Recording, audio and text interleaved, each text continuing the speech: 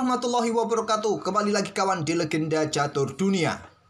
Magnus Carlsen lagi kawan, Magnus Carlsen lagi dan Magnus lagi yang menjadi juaranya. Mampu mempertahankan gelar juara dunia Rapid dan Blitz sekaligus edisi tahun ini kawan. Mempertahankan gelar yang dia dapat di edisi sebelumnya. Selamat buat King Magnus, sudah nggak ada lawan. Sudah nggak ada obat melawan Magnus ini kawan. Pakai doping apa untuk menghajar Magnus Carlsen ini kawan? Ya saya rasa salah satu cara Magnus Carlsen gak usah ikut turnamen, biar pemain-pemain yang lain bisa menjadi juara. Oke kawan, maaf juga kemarin tidak bisa melanjutkan untuk mengulas game-game yang lain. Akhir-akhir ini laptopnya rewel kawan, mati hidup.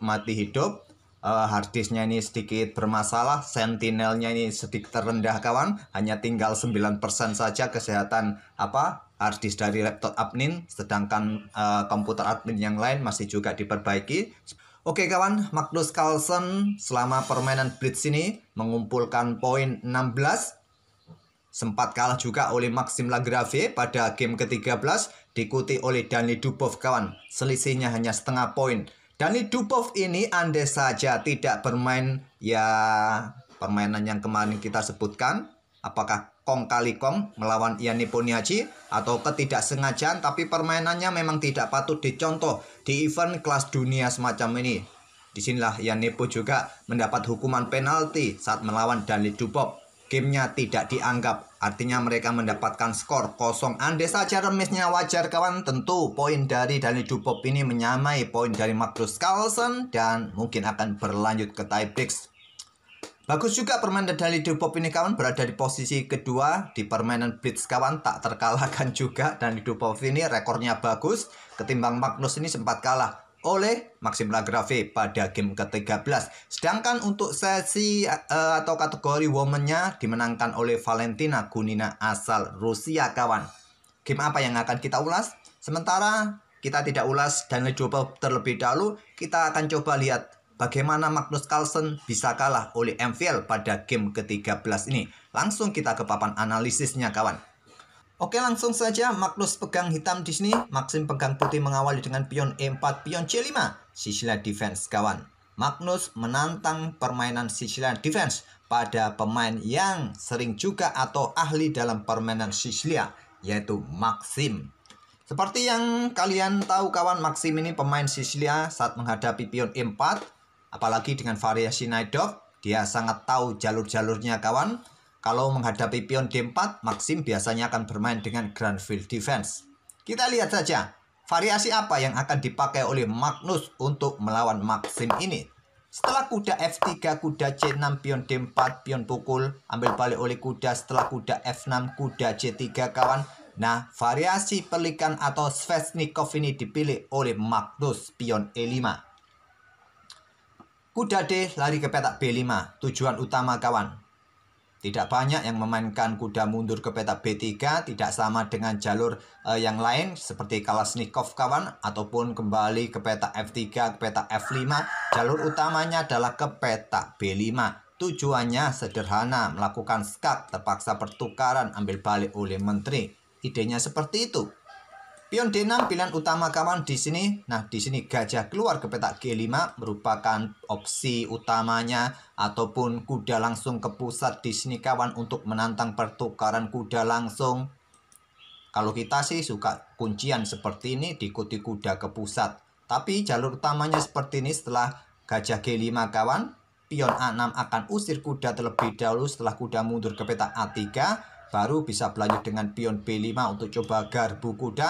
Kuda akan ke pusat, gajah ke E7. Nah, gajah kalian tukarkan dengan kuda di petak F6 untuk menjaga posisi kuda nyaman di pusat kawan. Biasanya pion C3 untuk hadang pergerakan pion, berikan ruang juga bagi kuda untuk ke C2 dan seterusnya. Oke, kembali lagi ke langkah aslinya.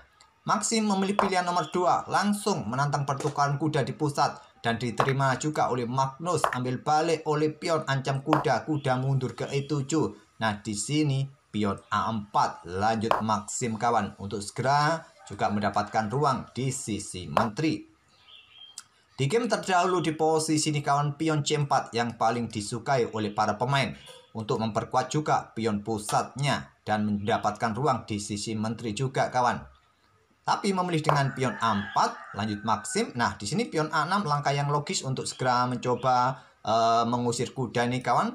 Tapi Magnus memilih dengan kudanya ke petak G6 agar gajahnya siap berkembang rokade di langkah berikutnya. Nah, dimanfaatkan dengan dorong pion maju ke A5.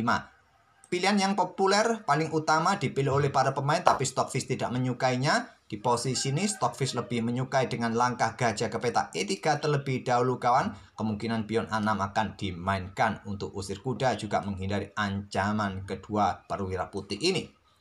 Tapi pion A5 terlebih dahulu. Nah, masih pion A6 ini kawan bisa dimainkan untuk usir kuda. Magnus bermain dengan gajah ke E7, persiapan rokade. Selepas gajah E3 di sini, Magnus korbankan pion bermain dengan rokade. Ya, mungkin kalian menyukai langkah seperti ini kawan. Di sini ancamannya di sini kawan. Menteri akan terancam oleh gajah. Nah, menteri mau kemana? Kuda melakukan skak garduan juga pada benteng. Oleh karena itu terpaksa dia korbankan pion. Memang harusnya dari tadi kita harus dorong pion ini. Sekarang Carlsen kehilangan satu pion di langkah ke-12. Nah, di sini gajah ke petak F6 yang terkuat menurut Stockfish, ataupun keluar ke petak G5 langsung kawan. Tapi memilih mencoba menyerang kuda simple untuk mendapatkan gajah di petak A7.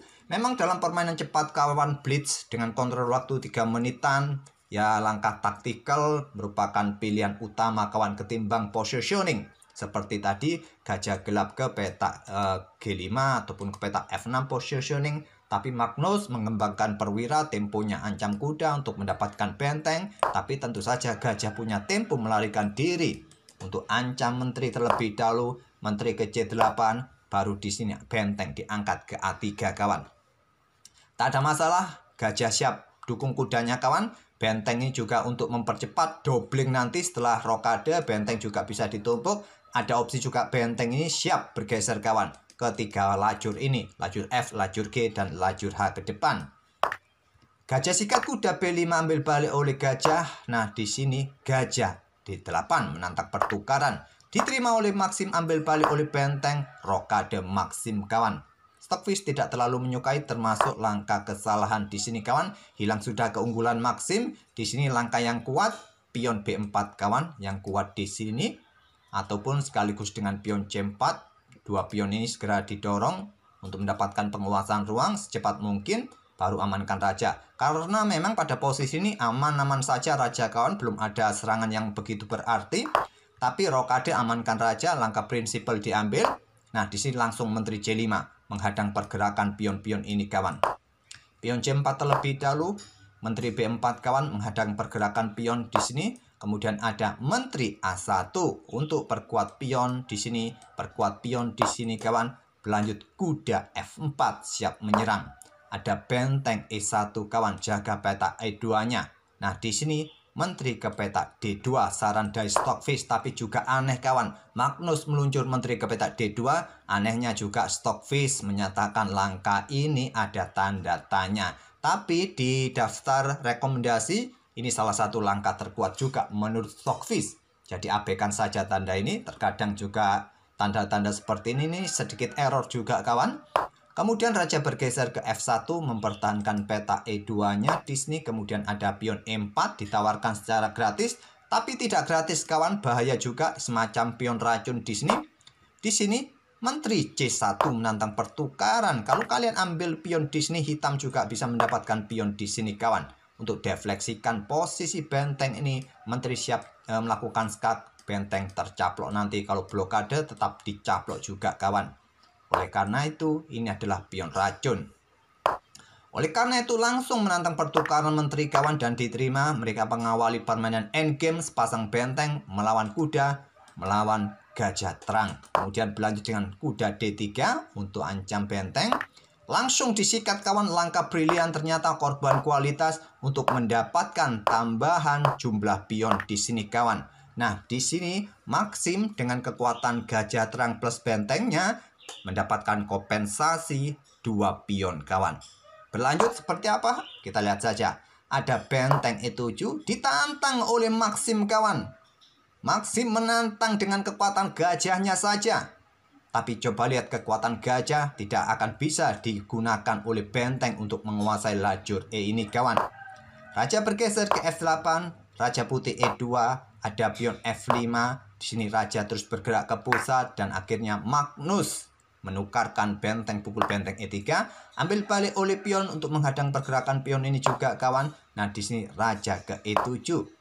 Raja putih D4 lanjut Maxim, benteng F8. Mencari jalur yang lebih aman kawan. Karena di petak terang ini sudah dikuasai oleh gajah. Tidak bisa tadi bermain di petak E8.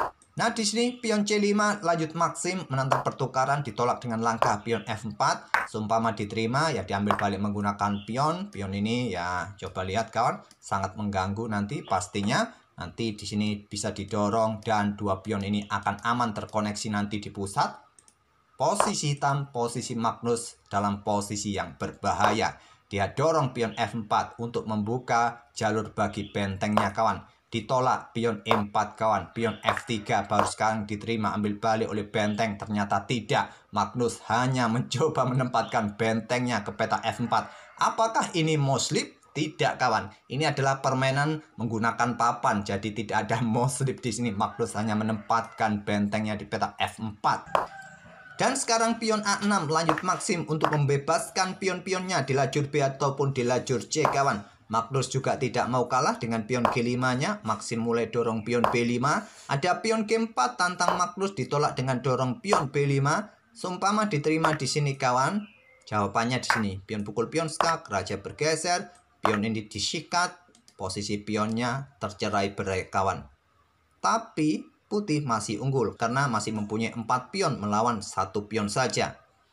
Ya, pion B6 bisa jadi jawaban untuk bisa segera promosi yang sulit dihentikan kawan. Tetap putih masih bisa menang. Tapi dorong saja Maxim kawan untuk mempercepat promosi. Pion D pukul pion C5, ambil balik oleh raja. Kemudian pion G pukul pion F3, juga ingin promosi. Sayangnya petak terakhir, petak terang kawan, masih bisa dijaga oleh gajah. Sedangkan raja ini juga bisa mengawal pionnya sampai bisa promosi. Kita lihat saja seperti apa. Tapi pion D6 terlebih dahulu skak. Raja ke D7 diusir oleh gajah skak. Raja ke petak terang E6 kawan. Dan kemudian ada gajah serang lagi. Raja bergerak ke pusat. Kenapa tidak bergerak ke sini kawan? Ya, pion ini siap dipromosikan. Kalau benteng mundur di sini bisa dijawab dengan langkah pion E5.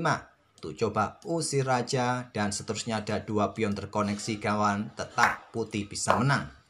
Memilih raja ke peta E5, pion B7, benteng F8 hadang pion.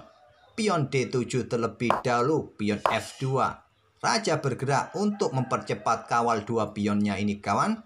Dan di sini raja ke D4, gajah F1 membuat Magnus menyerah di langkah ke-47. Ya, seumpama tadi raja ini tidak mendekati gajah, dipromosikan seperti ini ya disikat oleh gajah kawan.